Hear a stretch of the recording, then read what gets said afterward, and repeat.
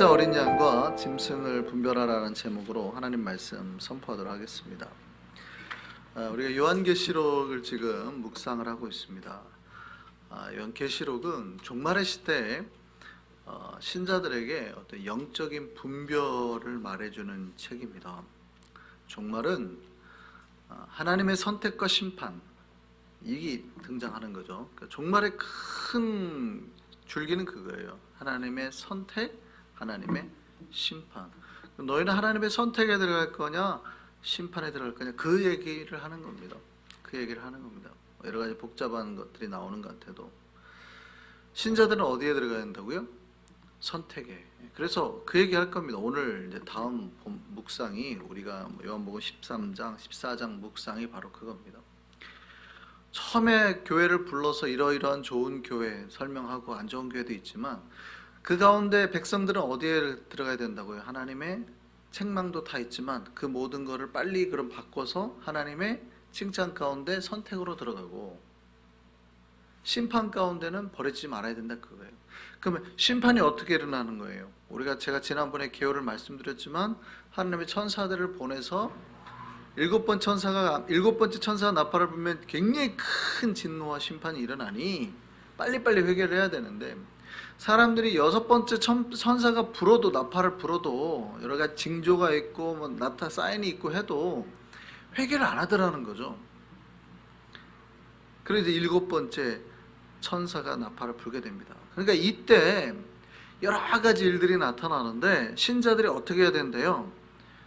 여러 가지 이제 미혹된 일도 있고 환난도 있고 고통도 있으나 절대 마음이 흔들리지 말고 뺏기지 말고 끝까지 신앙을 지켜야 된다는 거죠. 그러니까 종말의 시대를 살아가는 우리는 여러 가지 환난 가운데서 마음이 굽어지지 말아야 되고 여러 가지 유혹에서도 절대 흔들리지 말고 끝까지 우리 신앙을 지켜야 된다 그 말입니다.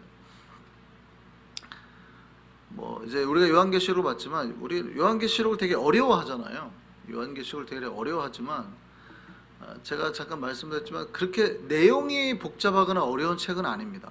상징이 어렵지. 그러니까 내용은 제가 말씀드렸죠. 별거 아니에요. 요한이 처음에 환상을 보는데 환상 가운데 하나님이 계시는 걸 보고 그 다음에 하나님께서 교회들에게 말씀하시는 걸 보고 그럼 뭐 하라는 거예요?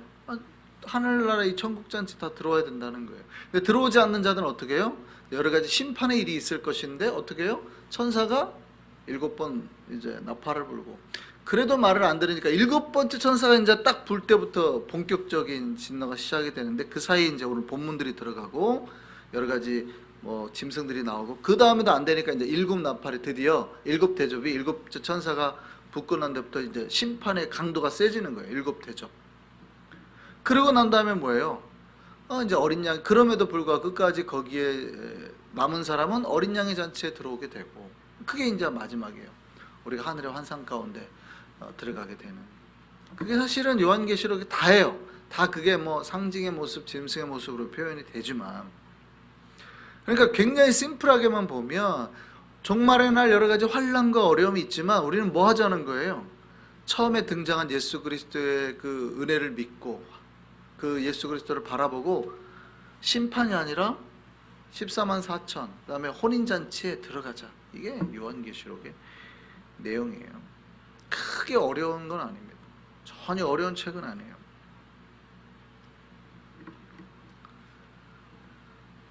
지난번에 살펴봤습니다. 오늘 본문을 보면 드디어 이제 7번째 천사가 나팔을 불었죠. 자, 나팔을 부니까 이제 여러 사건이 시작이 됩니다. 하늘에 큰 이적이 보이죠. 여자가 나타나고 용이 나타나고 여자가 남자아이를 낳게 됩니다. 누구를 상징하는지 다 아시겠죠? 네, 그럽니다. 근데 용이 그걸 너무 싫어하는 거예요. 용이 땅에 떨어지게 됐죠. 사탄을 말하는 거죠. 서로 싸우게 되는 거예요. 그 남자아이를 어떻게 해서든지 못하게 하려고, 세상을 구원하지 못하게 하려고. 그 용이 땅에 떨어졌는데 그 용이 땅에 떨어지고 드디어 바다에 산 짐승이 나옵니다. 그 짐승이 사람들을 미혹하고 그 짐승에게 경배하게 만들기 시작합니다. 믿지 않는 자는 사로잡히거나 칼에 죽게 되죠. 이때 성도들에게 이렇게 권면합니다. 성도들의 인내와 믿음이 여기 있느니라. 이게 오늘 우리가 읽은 본문의 직전의 내용이에요. 첫 번째 짐승이 나오는 거죠. 첫 번째 짐승이 나와서 사람들을 미혹하고 믿지 않는 자들은 죽이는 거예요. 그래서 심판 때는 어떻게 해요? 우리에게 고난이 있고 고통이 있어도 심지어 목숨을 뺏길지라도 끝까지 인내하라는 거죠. 성도의 인내와 믿음이 여기 있다는 거예요. 그리고 이제 오늘 본문이 시작이 됩니다. 이제 두 번째 짐승이 땅에서 올라오는 거예요. 첫 번째 짐승은 바다에서 올라오고 두 번째 짐승이 이제 땅에서 올라오는 거죠. 이게 오늘 본문 이야기인데 두 번째 짐승이 나와서 하는 것도 뭐예요? 똑같아요. 여러 우상의 것들, 여러 가지 잘못된 것들이 나오는데 그들이 나와가지고 하는 것들이 다 뭡니까? 똑같아요. 성도들을 미혹한대요. 성도들을 유혹한대요. 뭐로부터요? 어린 양으로부터. 첫 번째 짐승도 마찬가지고 두 번째 짐승도 마찬가지고 하는 것이 다 어린 양으로부터 못 믿게 멀어지게 미혹하는 거예요. 싸우는 거니까. 미혹하는 거예요. 그 두 번째 짐승이 나와서 보이는 모습을 근데 우리는 조심해야 됩니다. 조심. 첫 번째 짐승보다 두 번째 짐승이 더 사실은 교묘해요. 첫 번째 짐승은 좀 세죠. 강력하죠. 자기를 안 믿으면 죽이고 하는데 두 번째 짐승은 그렇지 않대요. 두 번째 짐승은 어떻게 등장하는 보냐면 오늘 본문을 보면 마치 그 모양이 어린 양과 같다. 성도들이 봤을 때는 뭐예요? 어린 양인가? 이렇게 착각한다는 거예요. 성도들이 봤을 때는 저 사람이 어린 양인가? 본문에 그럴 때 어린 양과 같이 뿔이 있다. 물론 뿔난 짐승이라고 표현되지만 그 짐승을 어디에 비유하고 있다는 거예요? 어린 양에 비유하고 있다는 거예요. 여러분 조심해야 됩니다. 짐승이 종말의 짐승이 어떤 모양으로 와요? 놀랍게도 어린 양의 모양으로 온다는 거예요. 성도들이 딱 보고 헷갈리게 만드는 거예요. 저 사람이 진짜 우리의 목자인가? 혹시 저 사람이 메시아인가? 요즘에 메시아라고 하는 사람들이 너무 많잖아요. 너무 많아요. 뿐만이 아니라 마치 목자인 것처럼 위장하고 온 사람들도 너무 많아요. 조심해야 된다는 거예요. 여러분 종말의 시대에 이 시대를 살 때 신자들이 가장 조심해야 될 게 이겁니다. 짐승이 나타나서 하는 모양새가 어린 양 행세를 하더라는 거죠. 자기가 마치 예수인 것처럼 거룩한 자인 것처럼 행동한다는 거예요. 그래서 종말의 시대를 살아가는 신자에게 가장 필요한 게 뭐냐? 분별이에요. 분별. 그러니까 뭐가 하나님의 뜻인가? 뭐가 아닌가? 뭐가 교회를 지키는 것인가 아닌가? 뭐가 내가 하나님 앞에서 바른 건가 아닌가? 어떻게 해야 내가 정말 주님이 기뻐하는 삶을 살고 있는 건가? 이거를 분별해내야 돼요. 분별. 종말은 굉장히 어려운 게 뭐 고난이나 박해나 이런 게 있는 게 아니라 신자들 굉장히 헷갈리게 만든다는 거예요. 헷갈리게. 어린 양인 줄 알고 따라갔더니 아니었어요. 그럼 끝나는 거죠. 어린 양인 줄 알고 따라갔더니 거기가 죽음의 길이면 끝나는 거죠. 나오기가 너무 힘들죠. 조심해야 되는 거예요. 더 조심해야 될 거는 이 두 번째 짐승도 여러 가지 이적을 일으킨다는 거예요. 이적을 일으킨다. 그러니까 기적과 이적을 일으켜서라도 여러 가지 어떤 사람들이 보고 와 할 만한, 예를 들어서 병을 낫게 한다 할지 아니면 진짜 신비로운 여러 가지 것들을 기적을 일으킨다 할지 이런 거를 일으켜서라도 어떻게 해요? 미혹한다는 거죠. 미혹한다. 그러니까 사람들 마음을 뺏을 만한 여러 가지 능력도 보여준다는 거예요. 그러니까 사람들이 가지. 사람들이 그냥 따라가겠어요? 막 기도를 했더니 뭐가 역사가 나타나고 하니까 사람들이 뭔가 와 하고 맞네, 저 사람이 진짜 어린 양이네 하고 따라가게 된다는 거죠. 두 번째 짐승이 나타나서 하는 게 그거예요. 내가 어린 양이다 하는데 거기에 이적까지 나타나요. 기적까지 나타나요. 그러니 사람들이 마음을 뺏긴다는 거예요. 여러분 종말의 때에 더 조심해야 되는 거예요. 있어요. 하늘에서 불이 땅에 내려오도록 또 할 수 있다는 거예요. 짐승이 그렇게 한다는 거예요. 여러분 종말의 때에 정말 조심해야 됩니다. 사탄은 기적을 일으켜서라도 할 수 있으면 신자들을 삼키려고 한다는 거죠. 그럼 이 짐승이 결국 하는 게 뭡니까? 하나님을 배신하게 만드는 거죠. 짐승을 숭배하게 만드는 거죠.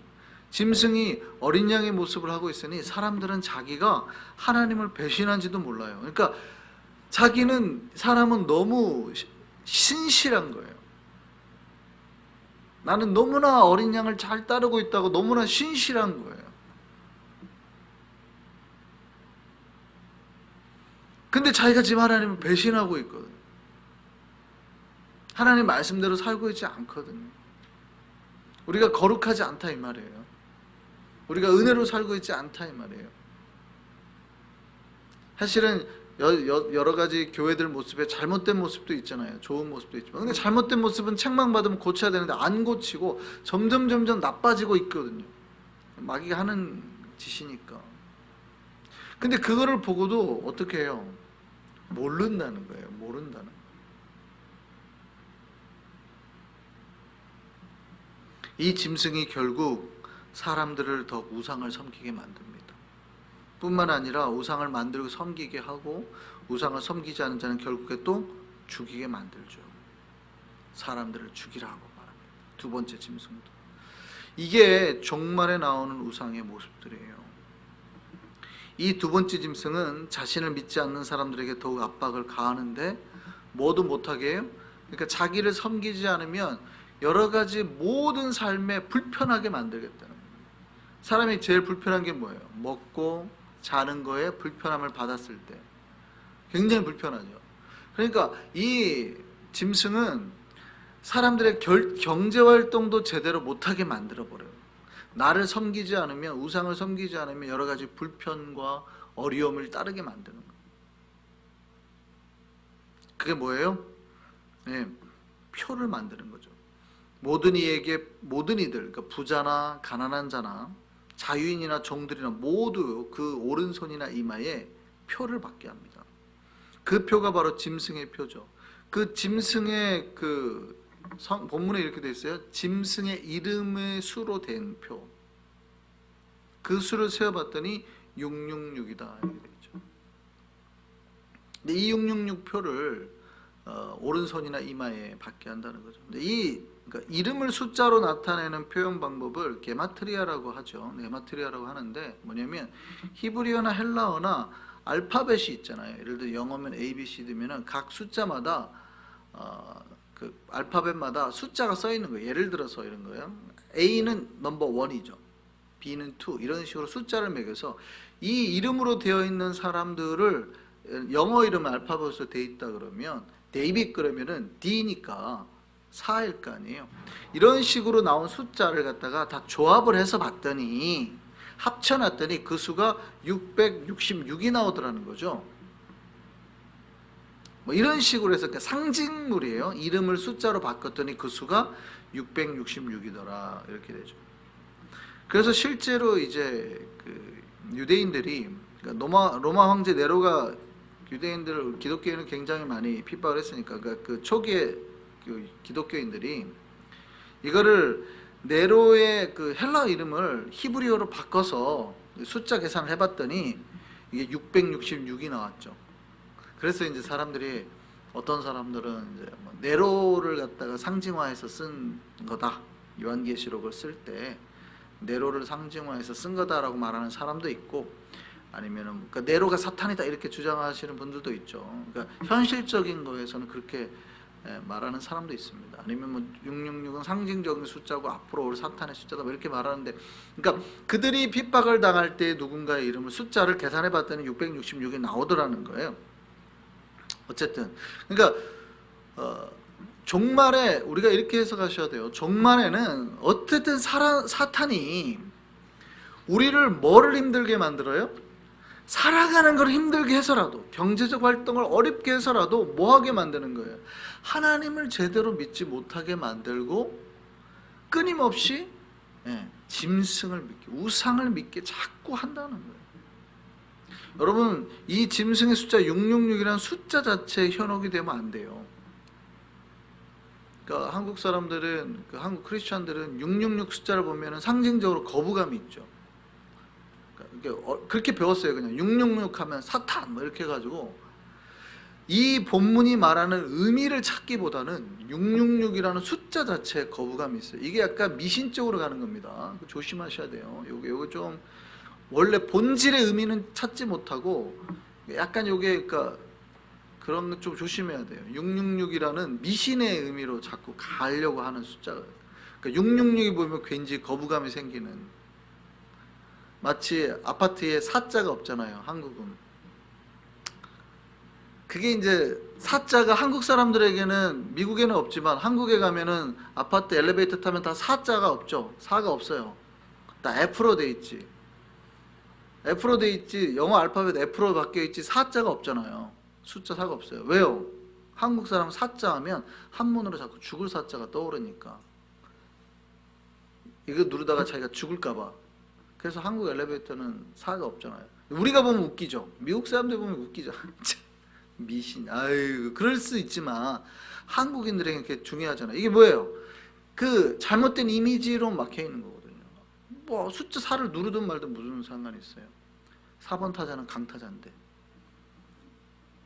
그렇죠. 야구에서 4번 타자는 제일 센 사람이에요.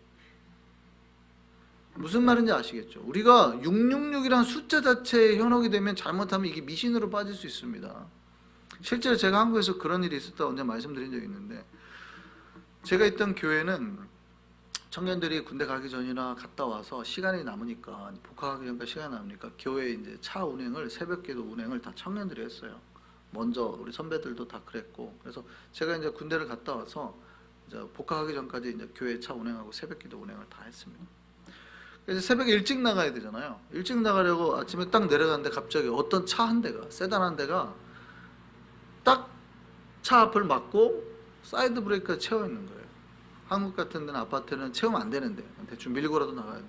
나갈 수가 없는 거예요. 그러니까 그 차 때문에 운행을 못 하니까 사람들이 새벽 기도를 못 드리게 생긴 거잖아요. 어떤 이런 차가 이렇게 영적인 걸 방해하나 하고 딱 넘버를 봤는데 번호가 666인 거죠. 그때 6668인가 뭐랬어요. 기분이 좋아요, 나빠요? 여러분 같으면 기분이 좋을까요, 나쁠까요? 그때 당시 제가 대학생 때 젊었을 때 이런 신학을 안 했을 때 제 느낌은 이 사탄이 예배 나가는 걸 막는다고 그러죠. 맞아요, 안 맞아요? 맞는 것 같기도 하고 아닌 것 같기도 하죠.